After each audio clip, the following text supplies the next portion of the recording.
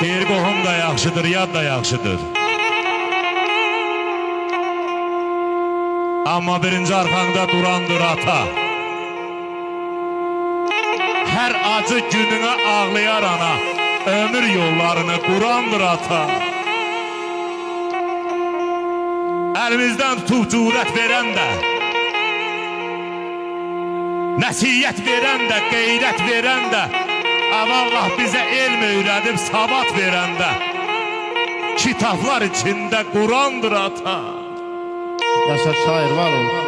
Dünya yola salıb neçə şahını. Deyirəm ay sənətkar, insanlar almasın ata ahını.